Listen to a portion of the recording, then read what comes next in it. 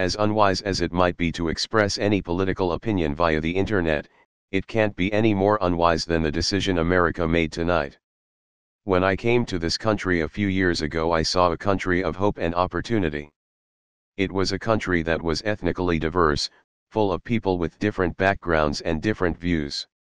While there was always friction and disagreement, I never truly felt like that was something untenable, something that couldn't be overcome. I never truly felt that, when all was said and done, people wouldn't be able to put aside their differences and say we are one country, we are Americans, and we will set an example for the rest of the world. I come from a country that tends to just go with the flow. It's a country of apathy. I grew up surrounded by many people that were just content with where they were. They didn't really aspire to anything, they didn't have the motivation or desire to change things for the better, they simply put up with it. Britain is a place of clouds and rain, and the people there often reflect that fact. America was a shining land of sunshine and hope. I admired it in many ways, particularly that its people often aspired to be more than what they were. The land of opportunity isn't just a cliche, America is full of people who want to be better. Or so I thought. Today America gave into fear. It gave into the darkest parts of its national character. When confronted with adversity, it finally broke, unable to stand up for its core values as it once did. It gave into cowardice and allowed itself to be conned by a disgusting example of a human being. America proved that it's okay being lied to as long as they're the right kind of lies. America proved that when given the chance, it will reward dishonesty and bigotry with the highest office in the land. America proved that it cares so little for the stability of the world and itself, that it will give the most important and powerful position in the world to a man that utterly lacks any of the qualifications, experience, or character to deserve it. America has left the world in a state of uncertainty and fear. I'd like to tell you that it's going to be okay. I'd like to tell you that we'll get through this and come together, begin to heal the wounds opened in the last few months. If I did though, I'd be a liar. I don't believe that, not for a second. The wounds opened in the fabric of this country may never fully heal. If we don't bleed to death from them, they will leave giant, ugly scars that will endure for the rest of its days. I don't have the right to vote in this country, despite having had to earn my place here, fight for my right to live with my family in this state. I wasn't lucky enough to simply be born a citizen, so I don't get to have my say. Others have decided for me. They have decided to elect a man who will repeal the one piece of legislation that is keeping my health insurance company from dropping my coverage. America has chosen to put my life at risk, more so than it already is. America may have condemned me to death. I'd like to say that I understand. I'd like to tell you that regardless of your politics, I can respect and be tolerant of you. That would also be a lie. One of the greatest flaws of a moderate is tolerance of the intolerant. It has become very clear that extremism wins. It won tonight, and as a result, it will likely rack up victory after victory from here on in. I'm fortunate to be a fairly wealthy, white male. Outside of the online hate I'll get for posting this, I'll probably be okay, assuming my health insurance company decides to keep covering my medical bills. I had faith in the people of this country. Despite the brand, I'm a pretty idealistic person. I do like to see the good in people when I can. 32 years old and I'm still learning how naive I can be. I no longer feel as if I'm surrounded by people I can trust, brothers and sisters in a country I was on the path to becoming a citizen of. I feel as if I'm surrounded now by enemies. Whatever I thought this country was, whatever I believed it represented, was simply nothing more than my own foolish and unrealistic desire to believe that the majority of people are at their core good.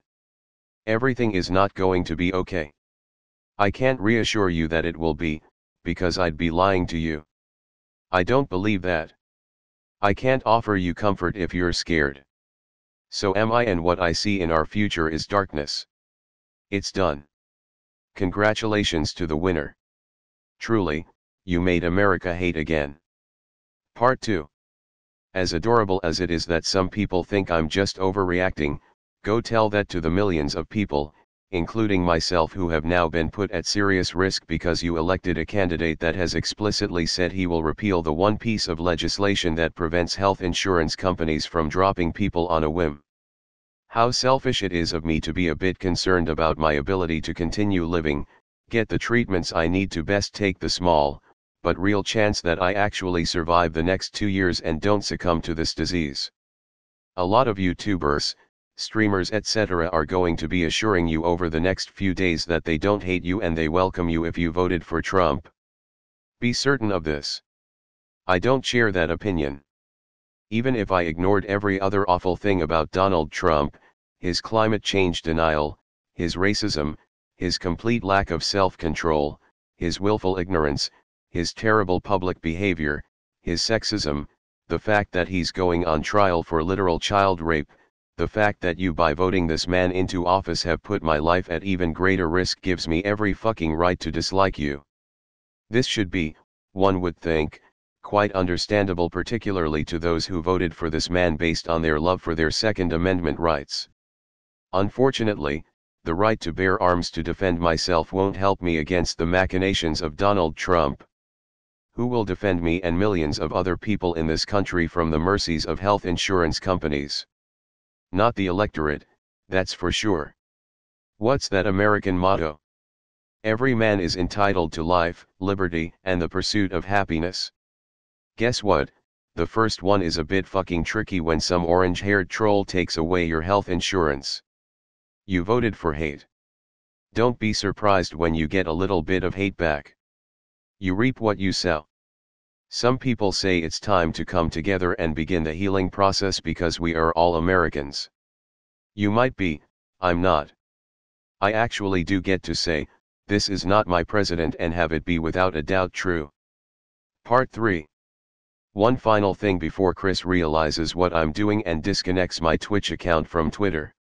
I hope the media takes a good long look at itself and realizes just how badly it fucked up during this election.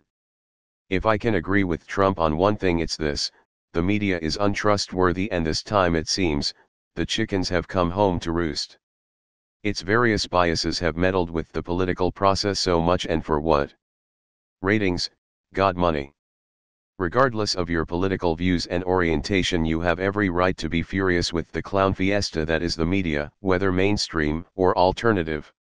I hope, perhaps foolishly, that they will take a long, hard look at themselves and realize that it is their job to hold the administration to account, inform the public and present the facts without bias or spin. It is not to attempt to shape and control public perception. Politics has never been more dishonest, and the media has done nothing but enable that and cheer it on from the sidelines, all while feigning a paper-thin concern that is fooling nobody. I want to be wrong. I really do. I want to believe that the Trump we saw speak tonight is actually the Trump we're going to get. But one speech does not undo months of bullshit. The media may have manipulated many things, but his shitty Twitter account is not one of them. After all, he tells it like it is, right? I probably won't be around to see what happens by the time his term is over, but if I am, it'll be in spite of him. There's a bit of motivation to keep fighting. Outlive Trump. Part 4. After sleeping on it, if you were expecting an apology, then I'm gonna disappoint you. The only person that is owed an apology is my wife for the way I acted towards her, which was thoroughly disrespectful on my part and something I deeply regret. I could roll off a bunch of excuses for why that happened, but none of them matter. As for the rest of my views, let me be crystal clear on this. I kept my mouth shut the entire election cycle out of respect for my audience, who expressly told me they did not want political content on my channel. I even kept it off my personal Twitter feed, and that's not even content. I had no desire to influence anyone's vote or use my position to try to push my politics onto others. Regardless of that, the election is over and I have no issue whatsoever expressing my frustrations at that point. It's funny, some people claim to value my honesty, and we built the channel and company on the back of that, but when that honesty presents them with an opinion they don't like, they lose their minds. For all the complaining about SJWs I see online, those very same people have no problem turning around and acting in exactly the same extremist manner when they're told, hey, I don't like what you did. How quickly people forget that when presented with the choice of principles vs profit, I will take principles every time. Even though people vastly overestimate the number of Trump supporters who actually watch my content, America is a minority of my viewer base and Trump supporters are a minority of a minority of a minority. I will take any hit to my income on the chin from people who no longer feel they can watch my content because I said things that they didn't like. We could lose our entire American audience and still be just fine. As it stands, we lost less subscribers than I did when I talked shit about used games, so that should be a good indicator of just how few people were offended by what I said. It's not like I blame you if you're offended. That was kind of the point. I think if you voted Trump, you did a pretty shitty thing and directly and negatively affects my life, so yeah, I'm gonna call you out on it. My reasons for doing so, not least of which the legitimate fear for my life, are well documented and have not changed. I will address though the comments I made on co-optional, as some have accurately pointed out that I said I'd respect your vote regardless of what it was and that I clearly then didn't. Yup. Got me, well done.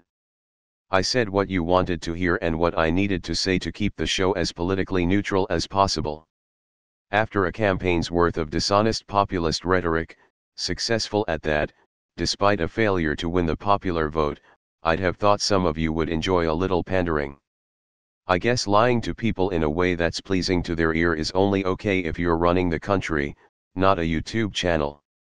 We'll come out the other side of this, and any subscriber hit I take is one I earned and will gladly accept.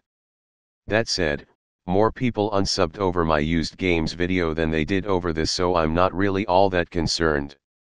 Do what I've been telling you to do as a consumer for years and exercise your right to consume, or not consume. For those who choose to stick around, be assured that we will not tolerate bigotry in our communities. Any racism, sexism, homophobia, transphobia and discriminatory behavior will be dealt with, paying subscriber or not. As usual, principles over profits.